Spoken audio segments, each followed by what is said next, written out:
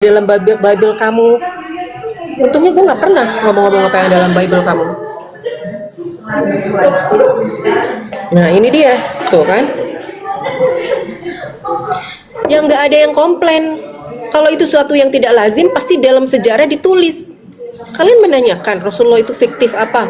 Gimana Rasulullah menulis surat kepada beberapa raja dulu di Persia? Ada nggak tulisannya? Ngaco lu.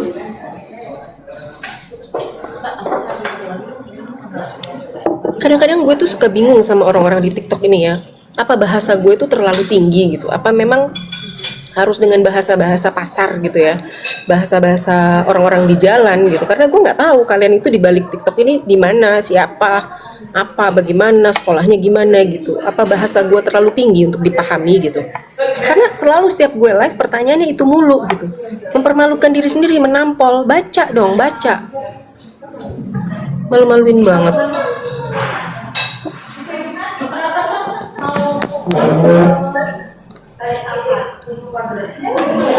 Ini penghujat ini.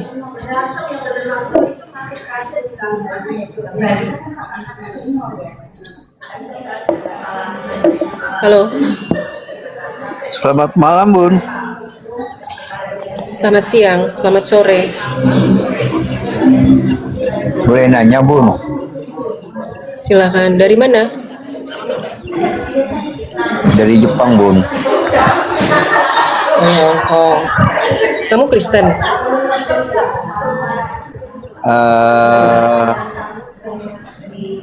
Citanya mau murtad lah, Bun. Ya udah murtad aja. Kalau murtad aja. Nggak usah ngaku lama banget nanya. Bilang aja gue udah murtad gitu. Susah amat sih. Kalian itu penghujat, orang-orang kayak gitu. Nggak usah nanya saya mau murtad, mau nanya murtad aja lah. Orang-orang murtad tuh orang-orang yang malas dengan syariat Islam, orang-orang munafik yang nggak mau sholat, yang nggak mau mengikuti syariat Islam, ajaran Islam. Selesai. Bohong banget lu murtad karena ngelihat ini, ngelihat itu, bohong. Jangan jadi dusta. Malu, bilang aja gue Kristen, gue murtad gitu, selesai. Dari tadi juga kamu typingan kamu jelek banget bahasa kamu. Kenapa?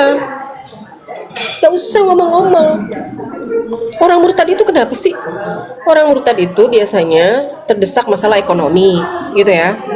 Terus orang-orang yang gak mau sholat, nggak mau dengar syariat Islam, menganggap Quran itu dongeng, itu udah ada. Perkataan kalian yang menganggap Quran itu dongeng udah ada dari zaman Rasulullah pun udah ada orang-orang yang ngomong kayak gitu. Dan ini cuma pengulangan sejarah aja. Jadi kalau lu mau murtad aja. Biasanya murtad tuh karena pacaran, karena mau nikah, karena mau murtad. Ya udah murtad, selesai, bukan urusan gua. Lu mati ditanya apa juga yang ditanya kamu, bukan aku. Tugas kita mendakwahkan, selesai, nggak ada paksaan.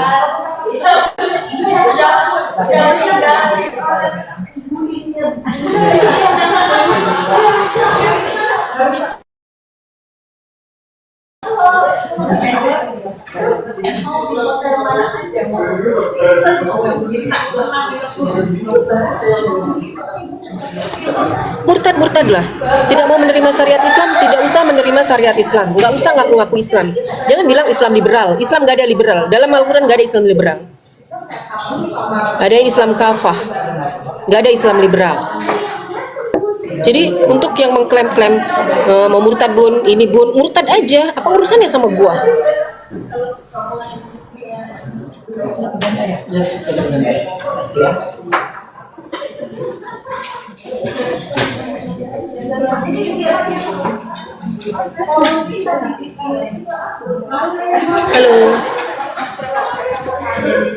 Halo, selamat sore. Selamat sore. Tak pasang soundcard dulu ya kakak. Ya. Hah? Apa? Pasang soundcard dulu sebentar. Halo. Doubling nanti. Oh, ini nggak doubling kok.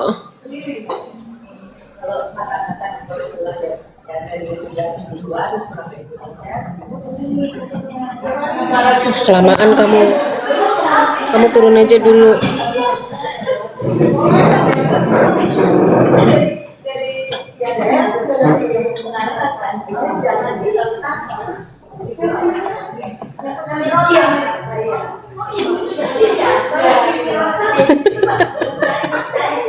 Aduh, ada aja.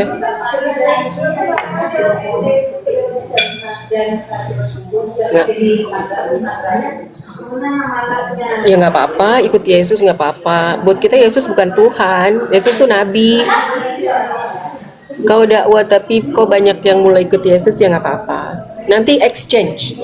Yang ikut-ikut Yesus tuh, yang ikut-ikut yang murtad tuh biasanya yang begitulah kelihatan. Coba lihat seluruh dunia. Kemarin aja ada aktor yang baru masuk Islam. Ada ilmuwan lagi baru masuk Islam. Memang Quran itu hanya untuk orang-orang yang berpikir gitu, yang bisa menemukan oh iya benar ternyata Al-Quran itu benar, tidak bertentangan dengan sains gitu. Di. Oh iya dong.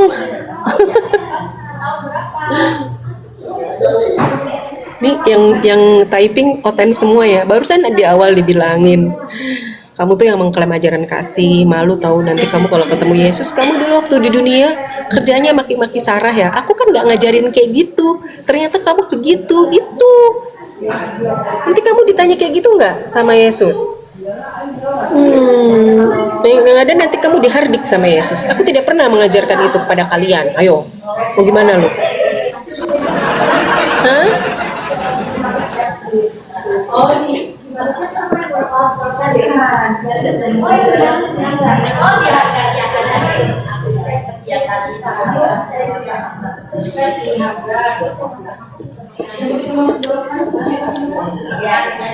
Luar biasa.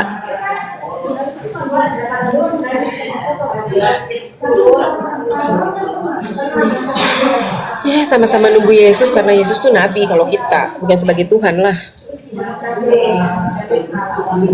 Kalau berisik nggak usah di sini, keluar aja. Astagfirullahaladzim. Murtad gila.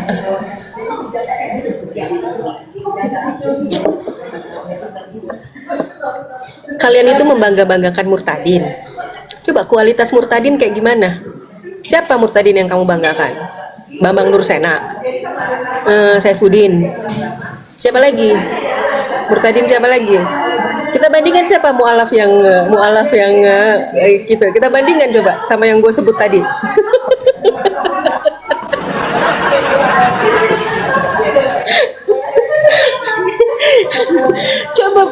coba murtadin mana yang kalian banggakan?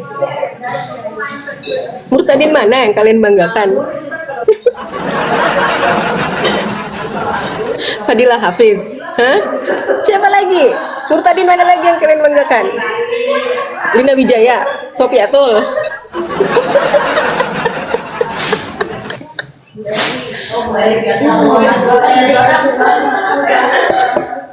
Aduh, ada aja.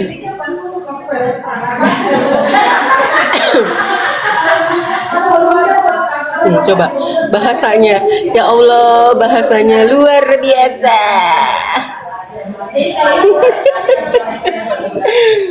Oke teman-teman, kita ngaji lagi ya. Kita ngaji lagi. Nah, di juz amma itu ini juga bagus banget nih. Ini pelajaran untuk kita semua. Jadi ada surat namanya surat Al-Kautsar. Ini sebagai hadiah dari Allah kepada Rasulullah gitu ya, bahwa Allah telah memberikan telaga kepada Rasulullah nanti di akhirat nanti. Kenapa? Inna atainakal kautsar. Sungguh aku telah memberikan kepadamu telaga. Inna atainakal kautsar. Fasholli li rabbika wanhar. Maka kamu harus banyak beribadah. Ini kenapa sih asalnya dikasih surat Al-Kautsar ini? Karena dulu Rasulullah tuh punya anak laki-laki tapi kemudian meninggal semua gitu ya. Dan orang-orang kafir Quraisy saat itu menghina Rasulullah. Lihat tuh nabi apaan tuh, katanya nggak punya keturunan gitu ya. Persis seperti perkataannya seperti sekarang. Sebenarnya zaman dulu lebih jahat gitu ya. Tapi ya nggak apa-apa lah. Setan itu akan tetap bermutasi gitu dan tetap kepada turunannya gitu ya. Kata-katanya tidak akan jauh berbeda gitu. Nah, tapi perintah Allah Fasalli li rabbika wanhar inna syani'aka huwal abtar. Sesungguhnya mereka yang membenci kamu, merekalah yang terputus. Terputus dari apa? Terputus dari rahmat Allah, terputus dari kasih sayang Allah gitu. Jadi semakin aku berbicara tentang kebenaran, semakin aku berbicara tentang Rasulullah, semakin oten-oten ini kepanasan, iya kan?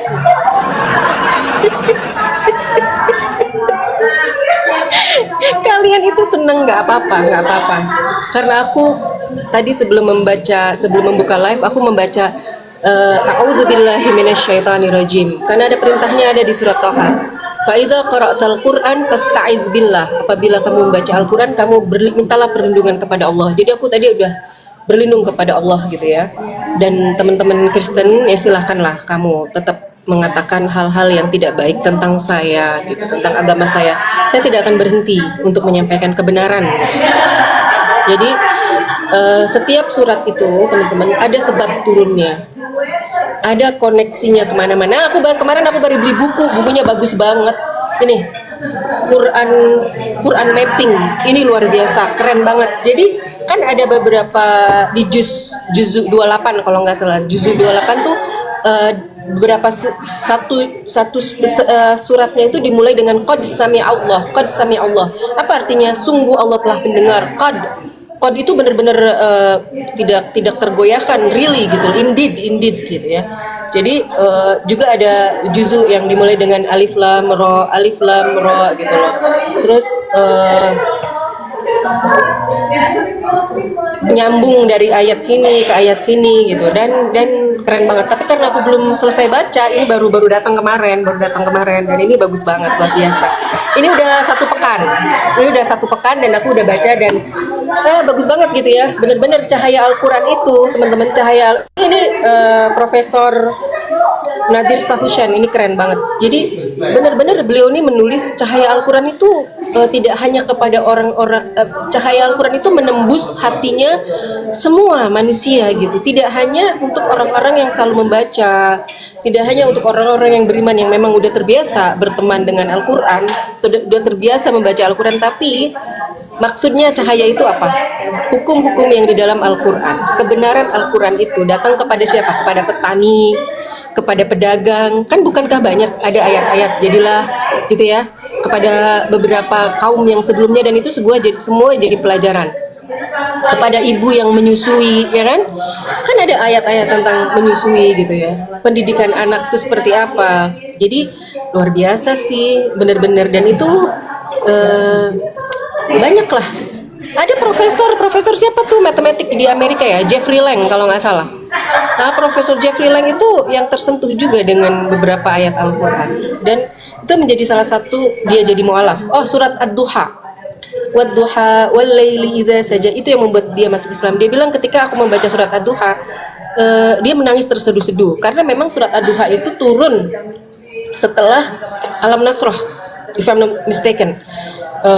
Dan itu hiburan juga untuk Rasulullah, karena Rasulullah itu tahun yang benar-benar berat ketika ditinggal oleh istrinya, ketika ditinggal oleh pamannya, anak-anaknya gitu ya. Terus Allah berikan surat itu. Jadi Allah teguhkan bahwa aku tidak pernah meninggalkan engkau gitu, wahai Muhammad gitu. Keren kan? Luar biasa. Jadi seperti itu. Dan kebencian orang lain, ini tulisannya bagus ya. Kebencian orang lain, kebencian teman-teman Kristen ya, tidak berpengaruh, tidak akan mengurangi nikmat Allah ya kepada saya gitu ya. Jadi kebencian orang lain tidak akan mengurangi nikmat Allah, dan kita hanya perlu fokus, kita umat Islam semua teman-teman, biarkan orang yang membenci itu tetap dalam kebencian, kita harus tetap fokus untuk apa? Untuk mencari ridhonya Allah. Nah, apakah Allah ridho? Pertanyaan gini, apakah Allah ridho ketika kita membalas cacian mereka? Tentu saja tidak. Mungkin kita bisa menjaga yang setimpal, tapi saya memilih untuk saya memaafkan, saya mendoakan, dan saya nggak mau terjatuh ya dalam seperti mereka, terjatuh mengucapkan hal-hal yang buruk gitu. Saya tidak mau seperti itu. Itu yang pertama ya. Jadi yang kedua, tanya lagi, apakah Allah tuh akan ridho kepada kita kalau kita nih berkeras hati gitu. Kalau kita nih berdakwah dengan bahasa yang keras gitu. Tentu saja tidak. Gitu. Jadi kalau misalkan kita mengingat bagaimana perjuangan Rasulullah, bagaimana Rasulullah berdakwah dulu di Mekah itu ya. Itu perintahnya yang pertama adalah menegakkan tauhid gitu. Tauhid dulu, kemudian memperbaiki akhlak gitu. Bagaimana kemudian apa sih Rasulullah tidak pernah membalas. Berapa kali dilemparin. Kemudian istrinya Abu Lahab. Istrinya Abu Lahab itu yang suratnya diabadikan. Kalau Abu Lahab mau ya, kalau Abu Lahab mau gitu ya. Kan itu surat itu nubuat. Tabbat yada Abi Lahab wa tab. Celakalah kedua tangan Abu Lahab. Dan istrinya juga yang tiap hari ngasih duri di jalanan gitu, niat banget supaya Rasulullah itu celaka. Kalau mereka mau dan mengatakan Quran itu bohong, mereka masuk Islam aja gitu. Terus kalau mengatakan Quran itu dongeng, kitab apa, ya udah kul hatu burhanakum in kuntum shadiqin.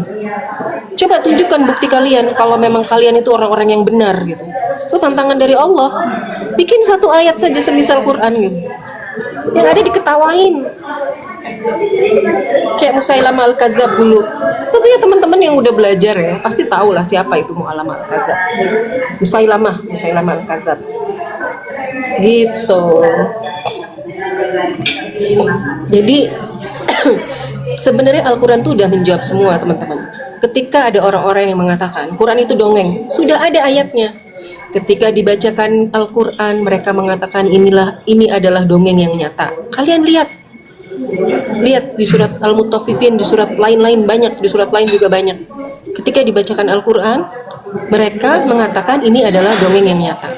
Kemudian ketika ada orang-orang yang mengaku Muslim, tapi kita dari Islam liberal, Al-Quran itu udah nggak relevan. Emang Allah itu ada? Emang Nabi Muhammad itu nabinya pasti menimbulkan keraguan gitu ya? Dengan maksud apa? Mereka bermaksud memadamkan cahaya Allah. Udah ada ayatnya di surat At-Taubah ayat 33, 34, 35. Kalian baca, kalian buka. Yuriduna ayatfi'u nurallah. Mereka bermaksud memadamkan cahaya Allah. Tapi tidak akan pernah terjadi gitu loh. Itu jawaban-jawaban Al-Quran, dan itu bahasanya luar biasa dari Rasulullah masih hidup sampai sekarang 1448. Sekarang bulan Muharram ya. Oh, besok jangan lupa saum ya, 9-10. Kemudian ketika ada orang-orang yang sok-sok pinter gitu berbicara, mendebat tentang Allah gitu, tentang zat Allah gitu, dengan maksud menyesatkan orang-orang, dan tidak dengan dibawa bukti yang nyata, tidak dengan kitab yang punya cahaya gitu. Itu ada jawabannya di surat Al-Hajj 89 gitu loh. Jadi semua karakter orang-orang itu, makanya aku sih nggak aneh kalau kita membaca surat Al-Baqarah, bagaimana perjalanan Nabi Musa menghadapi kaum yang sangat ngeyel. Aku bilangnya kaum ngeyeliyah gitu. Ngeyel banget, sampai bilang pada Nabi Musa, wahai Musa, kami tidak akan beriman sampai kami melihat Allah. Kemudian mereka dicambar petir gitu, cambar petir, mati, hidup lagi, mereka beriman? Enggak. Mereka minta mukjizat, dikasih, beriman? Enggak. Mereka diselamatkan Allah, mereka beriman? Tidak. Nah, kemudian kalau di dalam Al-Quran dijelaskan yang membuat patung itu namanya Samiri, bukan Nabi Harun, bukan. Gitu. Jadi karakter-karakter itu sudah Allah kasih tahu buat kita. Sebenarnya kita nggak harus membalas dengan hujatan gitu ya, mengeluarkan kata-kata yang kotor. Itu tidak perlu. Itu teman-teman.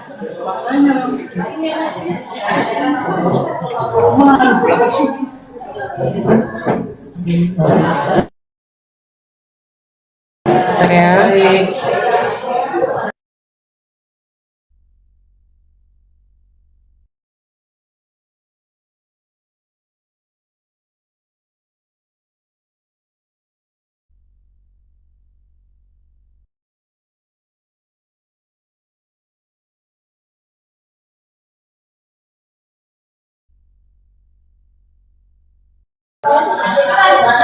Eba, aku tuh di Saudi 15 tahun, ya.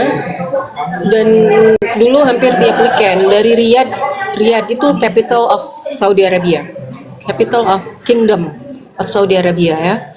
Jadi dulu hampir tiap weekend aku ke Mekah. Itu nyetir tuh 10 jam. Siapa bilang sekedar cium batu?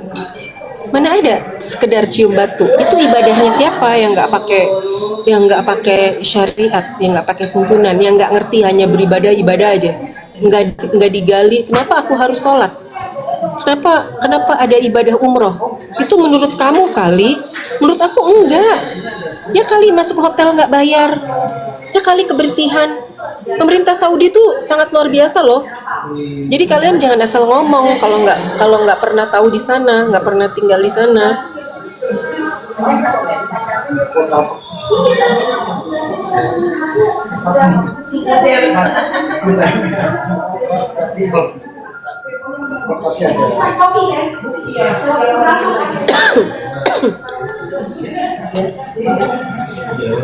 Dan aku selama beberapa kali umroh sana, aku cium Hajar Aswad cuma sekali. Karena itu hanya sebuah batu, nggak bisa ngasih mudarat, nggak bisa ngasih bahaya, nggak bisa ngasih apa-apa. Kebaikan hasanat, kebaikan yang kita lakukan niatnya karena mengikuti Rasulullah. Nah, al-hasanatu yudhibnas sayyi'at. Itu di surat berapa, ayat berapa, coba ada ayatnya tuh. Innal hasanata yudhibnas sayyi'at. Perbuatan-perbuatan baik itu menghapus perbuatan-perbuatan buruk. Gitu. Yang mana? Yang dosa-dosanya kita bisa dengan istighfar, tapi kalau berhubungan dengan orang kita harus minta maaf. Nah, pertanyaannya, ada orang yang nggak sadar kalau kita udah minta maaf gitu. Ada orang itu ya, ini contoh. Ada orang tuh kalau ditanya langsung nggak berani. Lu ada masalah apa sama gue gitu? Nggak berani jawab, dia diem aja. Tapi beraninya di belakang, keroyokan, ngomongin gibah, itu bagus lah. Kalau sama gue injek lehernya orang kayak gitu. Jadi selesai.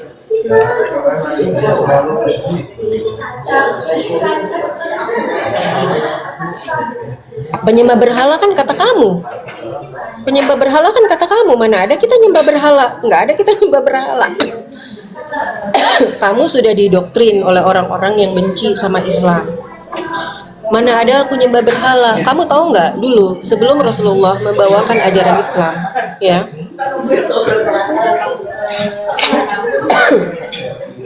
Dulu Ka'bah itu diisi oleh 360 lebih patung. Ya. Ada orang petinggi dulu namanya Amr bin Luhai. Dulu sebelum dia tersesat, dia mengikuti ajarannya Nabi Ibrahim. Hanif, tidak menyembah berhala. Belum ada syariat-syariatnya Rasulullah, belum ada karena Rasulullah belum lahir. Sampai suatu ketika Amr bin Luhai ini mengunjungi Syam. Nah, sampai di Syam, dia melihat orang-orang kok beribadah, membuat patung, menyembah, seolah-olah berbicara gitu. Nah, patung-patung itu dulu siapa sih?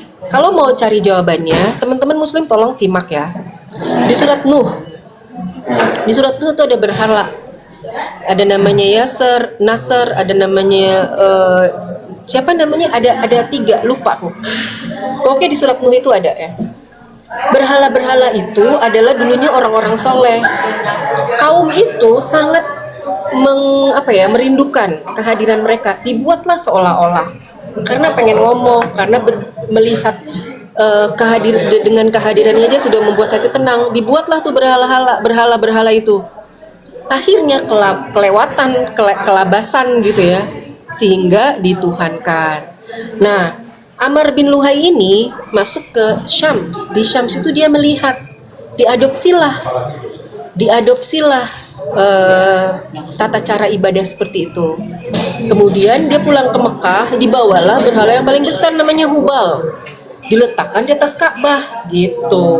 Itu asalnya. Ketika Rasulullah datang, justru itu semua dihancurkan, nggak ada. Nah inilah Eba kalau dikasih penjelasan ngeles kayak bajai, dongeng yang keren. Ya inilah contohnya teman-teman. Inilah contohnya orang-orang yang kalau ketika dibacakan ayat-ayat Quran, dibacakan sejarah dari Quran, begini. Ini contohnya si Eba ini. Eba ini udah berapa? 1 tahun ya Eba, lu ngikutin gue ya. Kalau dulu masih maki-maki, abis itu sekarang udah nggak, udah mendingan ya. Semoga Eba akan lebih baik lagi gitu. Nggak apa-apa. Memang kayak begini orangnya. Bagaimana kalau aku dulu. Kalau aku tuh dulu ngeliatnya, ya Allah luar biasa ya Rasulullah nih menghadapi orang-orang jahiliyah gitu. Tentunya lebih jahil dari Eba. Kalau Eba masih ada bisa berpikir lebih baik lah gitu ya. Gitu. Aku tuh nggak ngerti apa-apa loh Mbak. Dia memang bilang nanti buatnya ini ya, udah. Tapi belum dikasih waktu itu. Oh, Jadi Eba ini adalah contoh orang Kristen gitu ya. Ya mudah-mudahan semoga Allah memberikan kamu hidayah gitu ya. At least omongan kamu lebih baik gitu. Tidak ada, ini kan bukti kelihatan banget Eba ini iri hatinya. Eba ini nggak mau terima kebenaran. Itu dong. Kalau gua orang berbicara tentang Nabi Isa, tentang Yesus, ya gua dengerin lah. Sama nggak? Selama isinya masih sama dengan apa yang Allah sampaikan di dalam Al-Quran, yang Yesus sendiri mengatakan di dalam Al-Quran, aku ini adalah hamba Allah gitu. Aku ini adalah hamba Allah gitu. Kemudian dia mengatakan, Allah itu Tuhanku dan Tuhan kalian semua. Sembahlah dia, inilah jalan yang lurus. Ya udah. Tapi kalau isinya tidak sesuai dengan apa yang Nabi Isa sampaikan, ya nggak usah diikutin, gitu kan?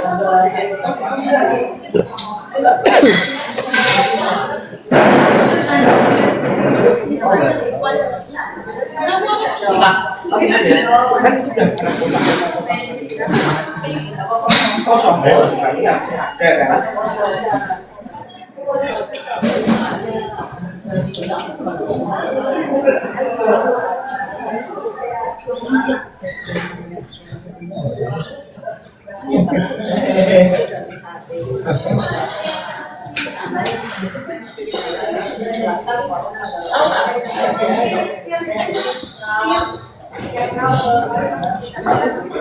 Jangan tahu sesuatu yang juga ada. Ini si Ines nih ngomong apa sih? Ngetik aja dia nggak bisa. Dia bilang apa?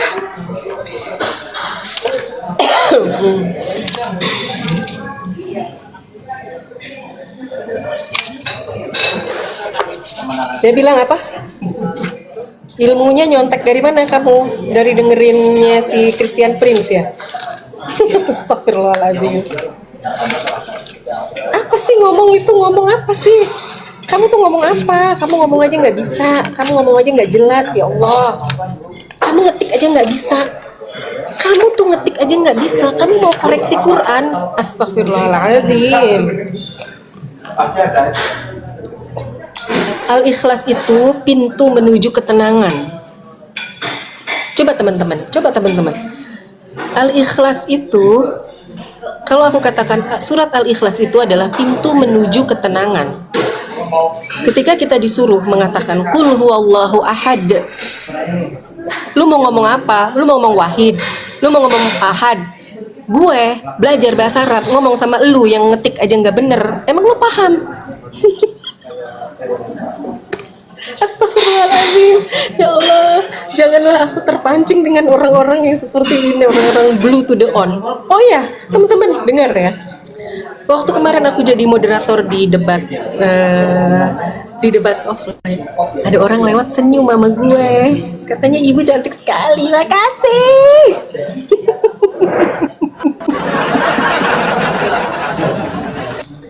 Teman-teman gini, biar kita belajar, supaya kita belajar dan dijadikan pelajaran buat teman-teman Kristen. Dengar, kalau kalian bertanya bukan pendeta, Pak Ucok Panggabean, waktu itu aku jadi moderator. Pak Ucok Panggabean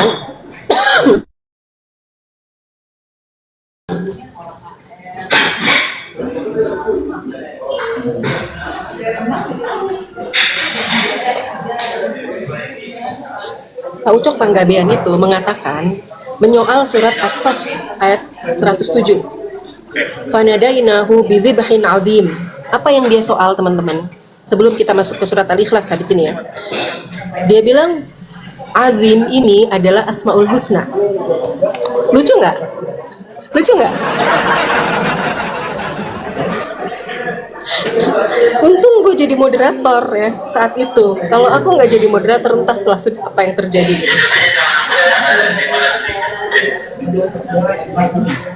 Lalu ini karena waktu itu temanya siapa yang mengikuti ajaran Nabi Ibrahim, gitu ya. Jadi fanadainahu bidzibhin azim, dan kami tebus anak itu dengan seekor sembelihan yang besar. Tapi azim ini diambil sama Pak Ucok Panggabean itu, dicocokologi dengan al-azim, which is big difference between azim and al-azim. Dia bilang ini kan Asmaul Husna. Al-azim berarti ini Yesus dong, karena makanya kita orang Kristen gak salah mengorbankan Yesus sekali. Astagfirullahaladzim. Ya Allah ya Rabbi.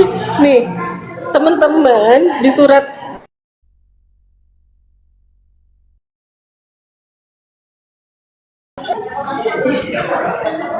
aku kasih tahu berapa banyak kalimat azim di dalam Al-Quran ya.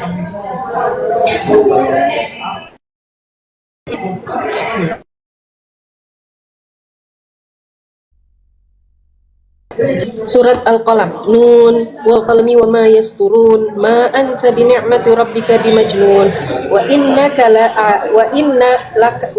laka la ajran ghairu mamnun wa innaka la ala khuluqin azim. Apa ini? Kalimat azim juga, khuluqin azim. Dan sesungguhnya kamu benar-benar berbudi pekerti yang agung, yang luhur. Azim di sini kenapa tidak dinisbatkan pada Yesus? Ini kan kepada Rasulullah Muhammad. Kenapa tidak dinisbatkan kepada Asmaul Husna, nama Allah, kemudian tidak dinisbatkan kepada Yesus? Inilah cocok loginya.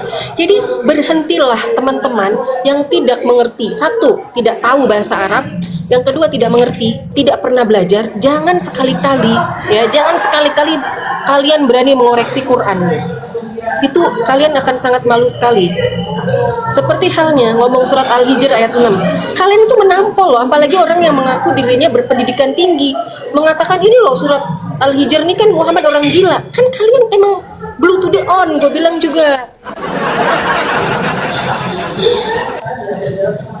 Kalian tidak mengerti tata bahasa Arab, boro-boro ngerti, belajar bahasa Arab aja nggak pernah. Ya Allah ya Robbi. Nah udah, kita masuk ke dalam surat Al-Ikhlas ya. Sebelum aku berhenti nih 10 menit mungkin 15 menit mau sholat asar. Jadi surat Al-Ikhlas itu adalah pintu menuju kemenangan. Teman-teman baca Qul huwallahu ahad Allahus samad lam yalid walam yulad walam yakul lahu kufuwan ahad. Katakanlah Allah dialah Tuhan yang satu. Allah tempat bergantung segala makhluk. Segala makhluk guys. Makhluk itu yang diciptakan. Kalau Khalik itu pencipta. Dan Khalik punya sifat mukhalaf lil hawadith. Mukhalaf itu apa? Different. Jadi tidak mungkin Allah tuh hancur, tidak mungkin Allah tuh menjadi manusia. Jadi kalau ada orang yang mengatakan Tuhannya orang Islam tidak maha kuasa, itu namanya logical fallacy. Cara berpikir yang salah dengan maksud untuk apa? Untuk culas, untuk licik, untuk mengalahkan orang dalam berdebat. Itu tidak boleh. Kayak begitu. Dan Allah tidak beranak dan tidak diperanakan, dan tiada seorang pun yang setara dengan Dia. Nah, gitu ya. Terus udah dibuat belum?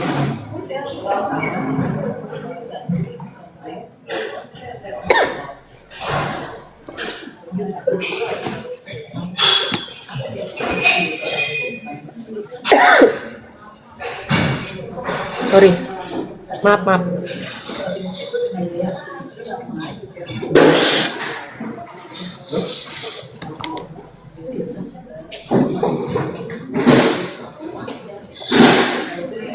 Teman-teman, surat Al-Ikhlas ini turun ketika orang-orang kafir Quraisy datang kepada Rasulullah, ya Muhammad, unsub lana rabbuk. Apa unsub lana itu? Ceritakan kepada kami silsilah Tuhanmu. silsilah tuh.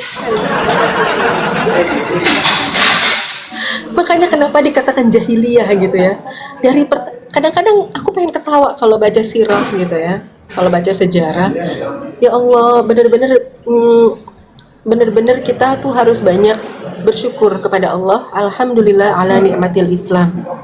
Benar teman-teman. Makanya kalau ada orang-orang Kristen yang mencaci maki kayak begitu tapi mengklaim dirinya paling ajaran kasih, ya kita doakan aja, karena mungkin cahaya Islam belum masuk gitu ya. Itu kasihan sih sebenarnya gitu, bukannya belajar tapi udah benci duluan, udah nggak mau, udah alergik gitu dengan Islam. Ya nggak apa-apa gitu, kita tetap mendoakan semoga mereka mendapatkan hidayah gitu. Kadang-kadang kalau baca sirah itu kasihan banget, nanya aja, Muhammad coba kasih tahu kepada kami silsilah Tuhanmu. Ya kali Tuhan punya silsilah. Jadi Tuhan punya kakek, punya nenek gitu. Makanya turun surat Al-Ikhlas yang menyatakan bahwa Tuhannya orang Islam tuh satu, Allah tuh satu, gitu ya. Kenapa di surat Al-Fatihah dikatakan kita selalu berdoa ihdinas siratal mustaqim. Kita baca surat Al-Fatihah 17 kali, sholat wajib ya, 17 kali sholat wajib, belum sholat sunnah yang lain. Ihdinas siratal mustaqim, tunjukkan kepada kami jalan yang lurus ya Allah. Siratal ladzina, jalan yang an'amta alaihim, yang kau kepada orang-orang yang kau telah beri nikmat, kepada orang-orang yang selalu di atas jalan engkau gitu ya. Ghairil maghdubi alaihim waladhdallin, bukan jalan orang-orang yang engkau murkai. Itu mufassir setuju bahwa orang-orang yang dimurkai sama Allah itu orang-orang Yahudi, dan orang-orang yang sesat itu orang Nasrani.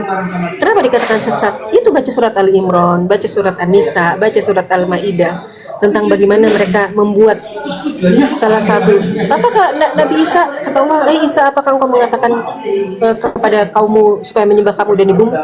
Tidak ya Allah. Dan Nabi Isa berserah diri kepada Allah, sesungguhnya setelah aku diangkat, aku tidak tahu apa yang mereka lakukan, gitu ya. Terima kasih teman-teman, aku mau sholat asar dulu. Semoga apa yang saya sampaikan bermanfaat gitu ya. Dan saya mendoakan kepada teman-teman Kristen yang mencaci maki saya gitu ya. Saya memaafkan kalian gitu ya. Saya memaafkan, saya tidak kenal, saya tidak tahu, tidak pernah bertemu, tidak pernah ngopi bareng gitu. Saya memaafkan kalian semua gitu ya. Dan saya mendoakan semoga Allah memberikan hidayah kepada kita semua, kepada baik yang Muslim maupun yang Kristen maupun yang lain, yang orang kafir yang lain gitu, yang dari agama lain gitu. Ini ada doa penutup yang bagus teman-teman.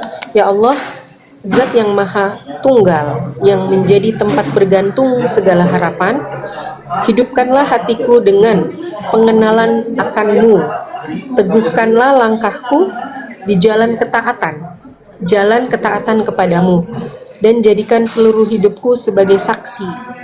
Jadikan seluruh hidupku sebagai saksi bahwa tiada Tuhan selain Engkau. Ya Rabb, subhanaka Allahumma wa bihamdika, asyhadu an la ilaha illa anta, astaghfiruka wa